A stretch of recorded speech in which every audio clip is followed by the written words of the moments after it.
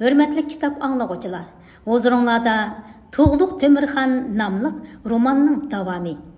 11. bab. Ustaz mehri. İlim dərixinin yıldızı Məkkədə bolsumu, onun meyvesi Xurasanda pişidi. Ərəb maqali. Miladiya 1350 yılı 5. ay. Aygül qışlığının gün çıxış tərəfində kəng bir qədimki ormanlıq bar idi. Ormanlıqda bük ösken qədimki toğraqlar yap-yeşil libas kiyişken idi. Yazның uda yaqqan tunç yağmurda qozaqları höl bolup ketişken toğraqlardan kişini məftun qıladigan bir xil xush hid burunğa güpüldəb urulatdı. Quyosh nuri to'g'raq yo'pirmoqlari va to'g'raq shoxlaridagi yomg'ir tomchilarining ustida Hasan Husan hosil qilgan bo'lib, o'rmonlik ichida qushlarning shodliq kuylari yangramoqda edi. Yop-yeshil paqirab ketgan yo'gay chingiliklar to'g'raqning g'o'l shoxlarining qisilchoqlaridan chiqib, to'g'raq g'o'lining yerimigacha o'ralgandan keyin yana to'g'raq shoxlarining ostidan tuvanga sangilab tushgan edi. Nurlu quyoshning aptipiga cho'mgan yap-yeshil o'rmonlikning bir qancha yeri bir-biridan bo'linib ketgan bo'lib, xuddi og'zini yo'g'on ichib asnavatgan yo'lbosning og'ziga o'xshab qolgan edi. Yiroqda bu qorong'ulik ichiga yoshirilgan, g'uva ko'ringan bir uyni faqat paraz orqaliqla farq etish mumkin edi. U 4 tuvruglik peshayvonlik pakar bir xoniqa edi. Xoniqaning oldi tarafi tog' tarafga qaragan bo'lib, xoniqaning kun chiqish tarafida buloqdan hosil bo'lgan bir ko'l bor edi. Xoniqaning orqa tarafida o'rmonlikdagi boshqa to'g'raqlardan xeyli egiz o'sgan bir necha to'p qadimki to'g'raq bo'lib, uning irg'anglab turgan uchida bir qancha laylak uvusi turadi. Ko'l yaqsida İçi porlışıp kavak bop qalğan bir töp sögətning şexi sangılab suğa tegib turadi. Kölning bo'yidagi chig'ir yo'l bilan Aygül mahallasiga o'tkilib bo'ladi. 4 to'ruglik peshayvon orqali xoniqaning orqasidagi pakar etikobxonaga kirgili, u yerdan yana xoniqaning yon eshigiga o'tkilib bo'ladi.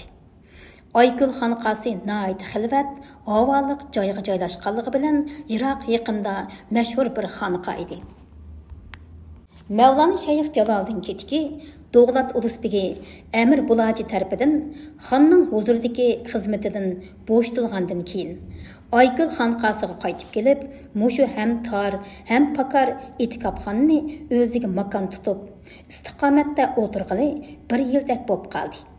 U o'zining 7-8 yildan beri ter to'kib qolgan ajr mehnatining qutlug' kunlarning birida cho'qim chechaklab meva berdiganligiga ishonadi. Mushu ishonchining turtkisi bilan uning yuragida bir o't g'oya yolqinlab ko'ymoqda edi.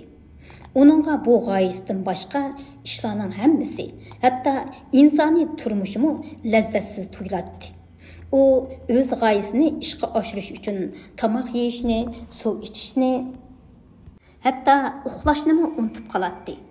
Kuniga bir hijrat dog'i suv, bir dona puchuq zag'ra uning uchun yetarli edi. Shundaq insonlar o'z g'oyasi yo'lida turmushning jimi rohatlarini tark etishgan yerda tomoq, uyqu, jafo mushaqqat ular uchun hech nimaga arzimaydigan bir narsaga aylanib qoladi. Urug' tuqqan yoru birodarlari bilanmi kori bo'lmaydi. Hatto hayotining o'zini unchavala oyab o'tirishmaydi. Buningdan 8 yil ilgari taqdir azal Mavlana Shayx Jaloliddin ketgini Ayko'ldagi to'g'raqliqda Chag'atay xonzodasi Tuğluq Tömür bilan uchrashtirgandilar. U bu Mo'ng'ul xonzodasining boshqa Mo'ng'ullarga o'xshamaydiganligini ko'rib yetgan edi. Uning nazarida mushtum zo'rliq, o'zangi so'qishtirish, qimor va haraq ichishdak razilliklar ko'rilib turadigan bir qavmning orasida Tuğluq Tömürning eng go'zal sifat va esil axloq fazilat bilan o'sib cho'ng bo'lganligi haqiqatan ajablanarli ish edi. Bo'libmi Tuğluq Tömürning tug'ilmasdanla otasidan ayrilib, Shiravil Do'xtavining qo'liga qilib, takallub hurmatga noil bo'lolmaganligi va 6 yoshidan boshlab Do'xtaviy xalqining milini boqadigan kichik molchi bo'lib, yetishi doq yer, ichishi dog' suv, yeyishi puchuq zag'ra, angli yiling yalang'ash, osh zerin, qeqilib so'qilib cho'ng bo'lganligini o'ylaganda, uning ashundaq go'zal, axloq fazilat bilan cho'ng bo'lganligi albatta har qanday bir aql egisini hayron qoldiradi. Bütün qavm qarindoshlari, urug' tuqqanlari butparast majusiylardan bo'lib turug'liq, uning butqa cho'qinmay, aksicha uningdan nafratlanib, yirginganligi hargizmi odatdagi bir odamning qo'lidan kelaveradigan ish emas edi. Chog'atay ulusidek axloqsizlik, nodonlik va jaholatda chekidan oshgan bir ulusning orasida kichik vaqtidan boshlab tamamen ularning aksicha eng yuksak axloqqa ega bir shaxs bo'lib yetishganligi uning hargizmi odatdagi fazilatga ega bir inson emasligini tushuntirib beradi. Mevlana Shayx Jaloliddin Ketki o'zining mushundaq go'zal axloqqa ega bir Mo'ng'ul shahzodasiga ustoz bo'la olganligi bilan olamda mangu faxrlanadi. Ve Çağatay Şahzadisi Tuğluq Tömürni haqiqatan faxrlanishga tegishlik bir meyvelik daraxtning go'zal ko'chati deb hisoblaydi. Bu ko'chatning buningdan keyin cho'nqur yiltiz tortib, baraqsan o'ynib, kelgusida mo'l meyve berishi uchun o'zining yurak qon terining hammasini sarf qilgan edi. Biroq qadimdan tortib daraxt tikkanlarning mevasini ko'ralishi notayin. O özünün muşu köçütünün meyvesini körəlişidən körənməsliğinin ehtimallығы çoğ ikənligini düşünətdi. Şundaqdımı onundan pərvayı pələk. Özü tikkan bu köçətinin meyvesini körənməsliğindən hərgizmi ənsirməkdi. Bəlkə bu köçətinin çiçəkləb meyve berişidən ilgiri üşüp tegib beməhəl nabud bob ketişidən ənsirəkdi.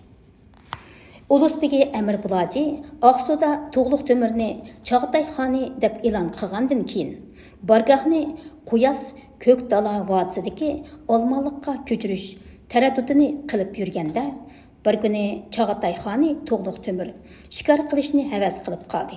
O "Ey hurmatli Uluzbegi" deb murojaat qildi. "Zerikib ketdim. Shikorga chiqib bir tomosha qilib kelgim bor. Olmanlıqqa bağandan keyin yuttarchilik bilan aldirash bo'lib ketdimizg'u. Ehtimol ishkor qilgudak vaqtmi chiqarg'ili bo'lmas." Bu chaqda bir yonda turgan Toshtemir Bahodir Tuğluq Tömürning so'zini darhol quvvatladi va "Do'ng-qishloq xushovolik jangal. Bu jangalda yo'lbosni hayt ko'p emish.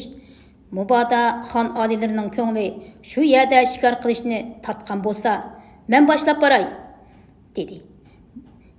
Muğamberlik bilen külüp durup. Doğulat Uluzbegi Əmir Bulajımı neri birisini anca oylap ketmeyla.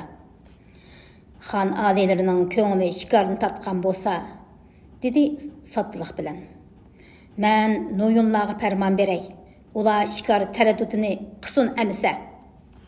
Tuğluq Tömür Toshtemir Bahodir bilen köz uruşturup aldı. "Hürmetlik Uluzbegi, kayıp ketmegeysen. Kayıp ketmegeysiz. Noyunlar bargohni ko'chirish taraddudini qilmasa bo'lmaydi. Shunga men Toshtemir Bahodir bilan birga chiqib, ko'nglimni ichib kelay deyman. Shikardan berisi 3 kun. Nerisi 5 kun ichida qaytqayman" dedi. Әмір Bulaji yanla xotirjam bo'lmadi. "Bumu bo'ladigan maslahat.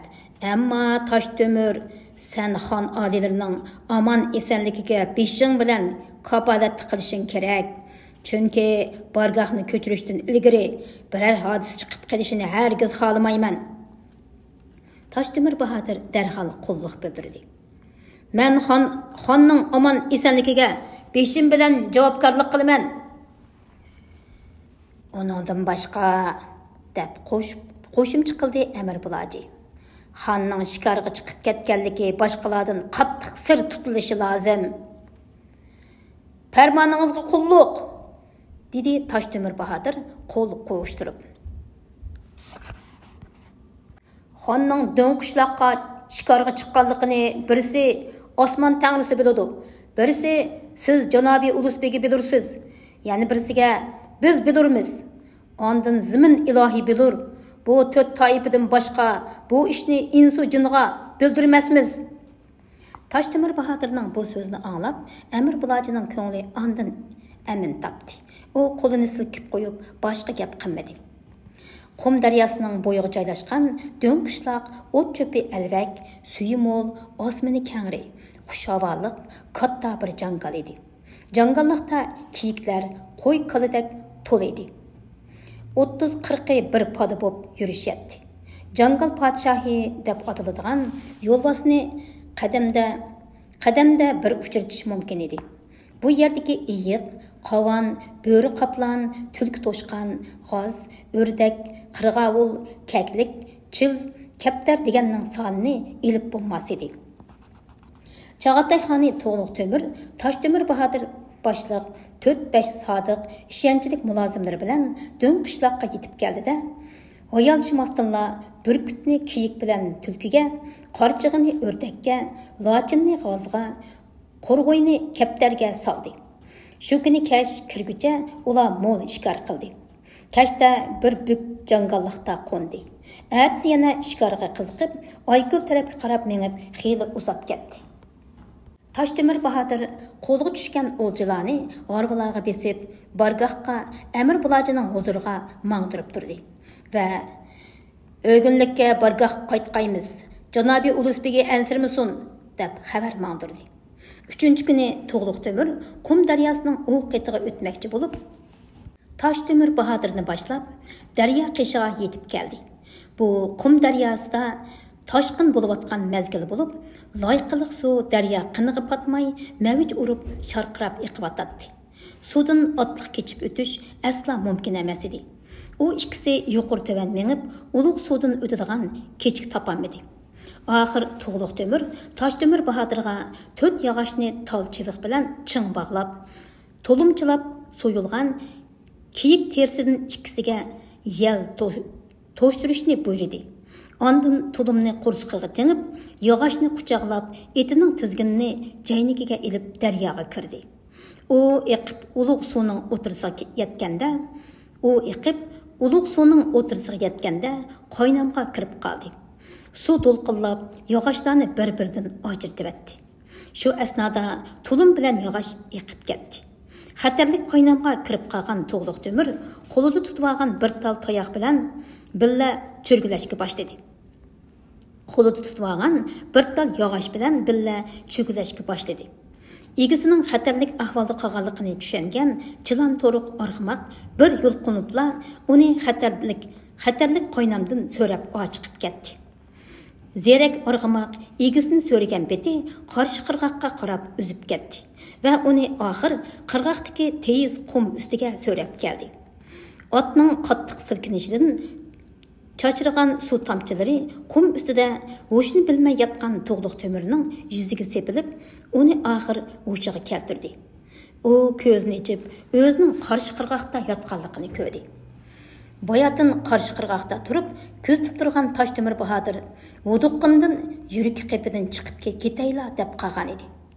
Xonning sog'-salomat qarshi qirg'oqqa chiqib ko'rib, ondan yuragi o'rniga tushdi va deb ulug' kichik tinib qo'ydi. To'g'liq Temir o'rnidan turib, Chilan To'riq Arg'umoqqa mindi va qarshi qirg'oqda qolgan Toshtemir Bahodirga qo'lini pulanlatib, o'zining Aygul xonqosiga berib, ustozi Mavlona Shayx Jaloliddin ketiki bilan ko'rishib, kechgacha qaytib kelganligini uqtirdi. Chag'atay xoni To'g'liq Temir Mavlona Shayx Jaloliddin ketiki bilan ko'rishib, uningga bir muncha tortiq peshkashlarni qilgandan keyin gapni yo'shirmayla, uni o'z bilan Olmonliqqa berib, o'rdida ishlashga taklif qildi. "Ey donishmand ustoz", dedi u. "Menga buningdan keyinmi xuddi sana o'xshash sodiq, tajribalik, ko'pni biladigan va ehtiyotchan dono odam kerak. U odam doim menga ham suhbat bo'lishi, qachonki haddimdan eshib, yo'ldan chiqib ketgan paytlarimda xuddi seningdek ixtiyorlik tizginimni tortib turadigan bo'lishi, xavf xatardan saqlay oladigan, haq so'zni qilchimu yuz xotir qilmay oldimda deya oladigan bo'lishi kerak. Nihoyat bir seningdan bo'lak odam bu ishning hudisidan zodil chiqolmaydi. Shunga menga vazir bo'lishni qabul ko'rgaysan. Haqqan, aqlinga barakalloh, dedi Mevlana Şeyh Jaloliddin Ketki. Biroq meni aybga buyurmag'aysan. Men dunyoni tark etgan odamman. Men jahonning kiyinligini tatib qolmay deb elchilik kiyimini allaqachon selib etganman. Shunga mening kichikina o'zram bor edi. İcazat bersang etsam. Anglab baqqan bo'lsang. Ustozning so'zini yerishqa To'g'liq Temirning ko'ngli qo'ymadi. Shunga ko'ngli qiymadi. Shunga qani so'zlab baqqin deb uningga ijozat berdi. Men hozir bakmi qirib ketdim, dedi Mevlana kulimsirab turib. Qarab baqsam, otamdan obridi bo'lib, onamdan tug'ilgandan beri ömrümdə cəmi 83 qish və yazni uzutub qoyubdiman. Mənlə əməz, həmmə qirib konurmaqda. Mana qara, çaş saqallarım sarğıyıb, şalanlaşıb ketdi. Kirpiklərimmi tökülüb, tügəyli dəb qaldı. Abbaq saqalım kirlişib, sarğuş rəngə kirib, tarğaq görməsdən çigilişib qaldı. Ustixonlarimmi yegilib, qo'rilib, bo'y bastim kichikilib ketdi. Badanimdan at qechib, bir teri, bir ustixonli bo'lib qoldim. Shunga menga ruxsat qilgan bo'lsang. Lekin ustozning necha yillik o'zini tarbiyalagan mehri haqqidan voz kechishga To'g'liq Temirning ko'ngli zodi unimidi. Shunga u undaq bo'lsa öz o'rningda shogirdlaringdan birsini maslahatchilikka ko'rsatib bergaysan deb yana iltimos qildi. Mevlana Şeyh Jaloliddin Ketki yenda qo'l bog'lab turgan G'ojizodisi Arshidin Valiyullahga bir qarab etgandan keyin To'g'liq Temirga mundaq dedi. Haqqan, bu kishi G'ojizoda Mevlana Arshidin bo'lur. O mening xuddi sana o'xshash ko'p yillardan buyon parvish qilib, ijtihod bilan o'stirgan yana bir ko'chtimdir. Mubodo uni o'zingga maslahatchilikka loyiq ko'rsang, G'ojizoda Arshidin menga vakolatan basun. Men uni orqangdan olmoqqa avatay. Men bu o'g'ilni kichik narasida chig'idan boshlab, ulug' ishlar uchun tarbiyalab yetishtirib kelgan edim. To'shqan yili shahri ketikni qum bosgandan keyin 20 yildan beri ul G'ojizodani kaynimga selib yurib, uningga ko'p mushaqqatlarning ochiq chuchuklarini tetitqizdim. Ko'p allarni ko'rsatdim. Ahliga kelgandan tortib, uningga islom shariati bilan islom hikmatlarini o'gitib kelyapman. O'zim nihoyat tirishchan, istidodliq bo'lib o'sdi. Dana dil, şirin sözlük, hikmet kalam şagird bulup, mening izimni bastı. Şuna, o sana çoqum, yaxşı məsləhətçi bulalaydı. Mening gepimge işen. Biz musulmanlar yolgan sözləşni çoğun günah hesaplayımız. Amal qancha, dedi To'g'liq Temir nailaç. Bir gün ilim bergen ustozning 100 günlük mehr haqqi bo'ladi. Chunki meningdagi himmatning tamomi sen karamlik ustozdan bo'ldi. Hurmatli Mevlana, bilib qolgaysan. Men olmonliqqa berib, Chog'atay taxtida o'tirgandan keyin uzoq qolmay ulug' yurishlarim boshlanadi. Bo'g'lurim qilolmagan buyuk ishlarni qilaman. Mening bu ulug' yurishlarim ve büyük işlerim keyinkilerge ibrat bo'lib qolsin.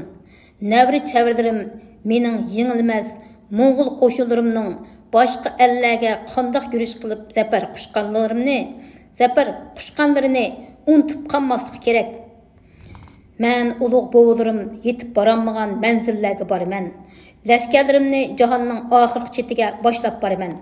Ulug' bobom Chingizxon Moğollar yer yüzüdeki en bahadır, en güçlük, en akıllı xalq. Ularga hech kim teng kelenmeydi deb aytgan ekan. Şuna Moğollar bütün dünyani özüge boysundurup hükümranlık kılış gerek. Bu sen bana daim aytadigan heliqi Allah degan osmon tangrisinin irodasidir. Men ana shu Allah degan osmon tangrisinin qilichidirman. Kimki uning irodasiga qarshi chiqadi ekan, kalisidan ayrilib yer bilan yakson bo'ladi. Ey karamlik Hakan, sen sol qo'lning shamshiri, o'ng qo'lning shamshiridan baland ekanligini bilasan. Biroq har qanday joyda ishni yolg'iz shamshar bilan hal qilib ketgili bo'lmaydi. Yana aql idrok va chora tadbirlar bilanmi ish qilishga to'g'ri keladi. Chunki tadbiringni o'zing qil, taqdiringni Tangri qilsin degan gap bor, dedi Mavlana kulib turib.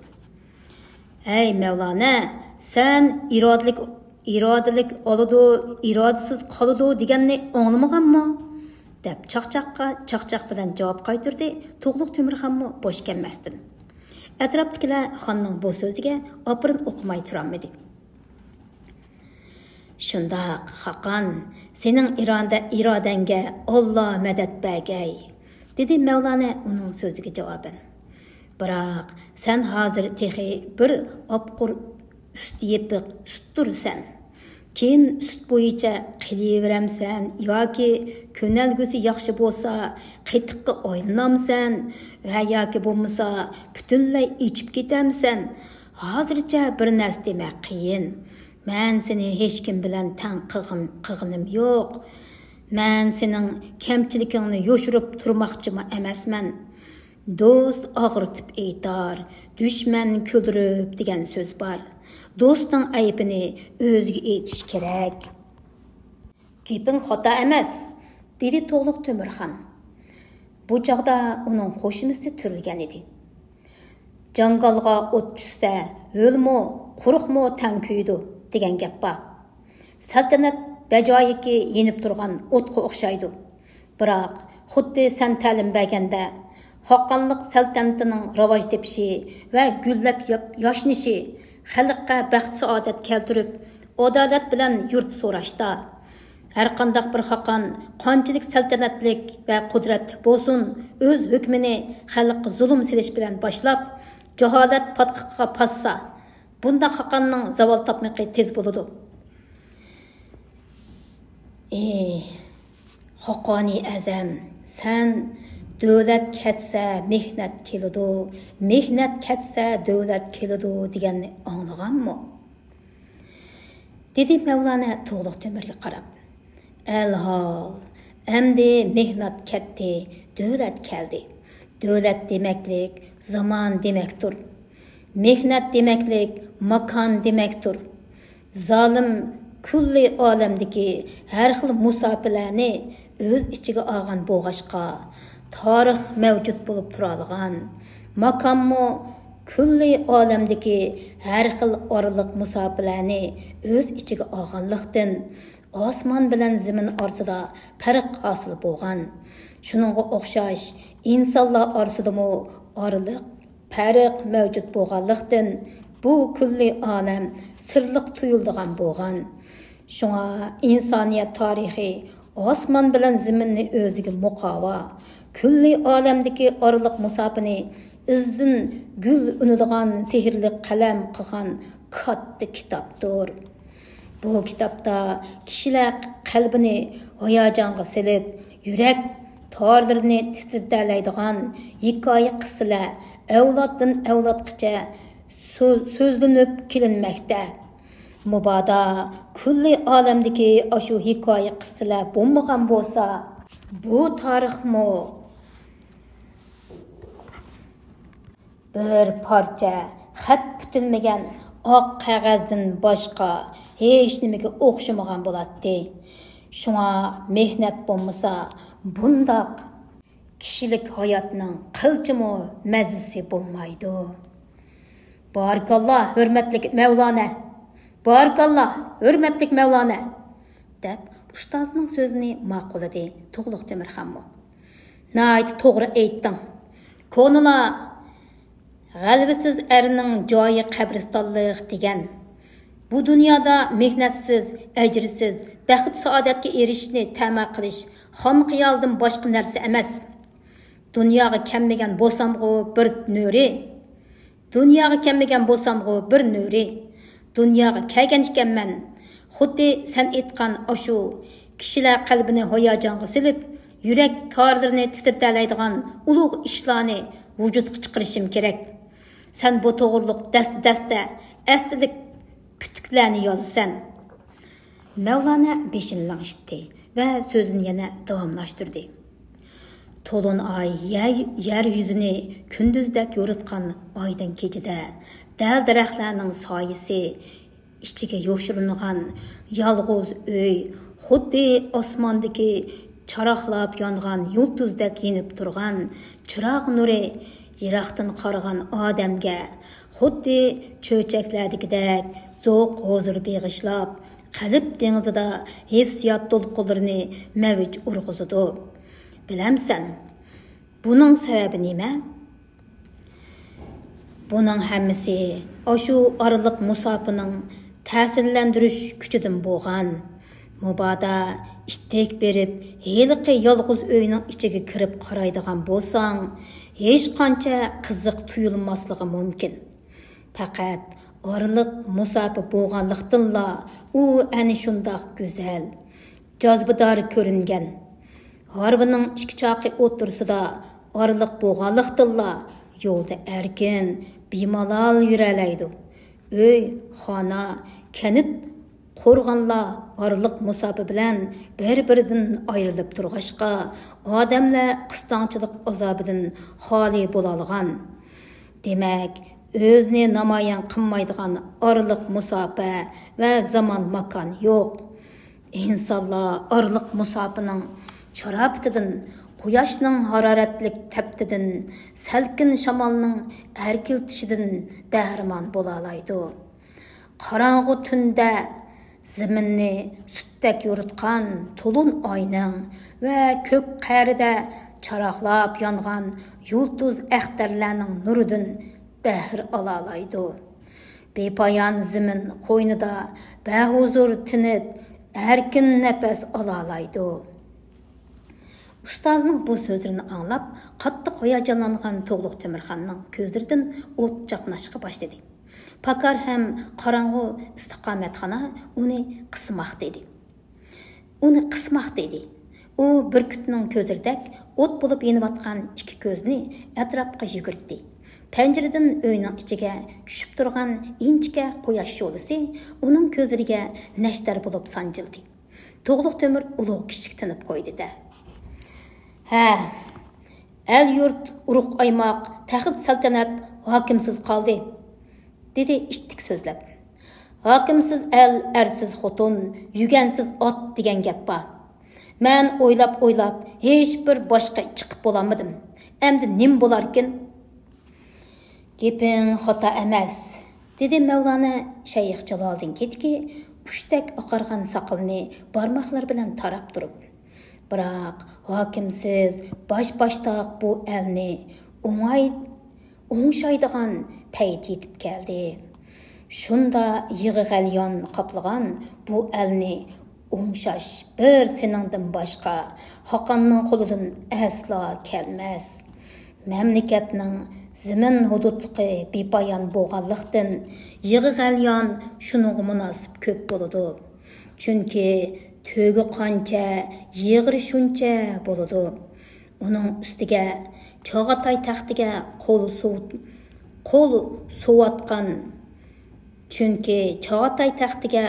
so'vatgan Chog'atay zoda xonzodalar, amir baglamu ishning qurtida ko'paymoqda.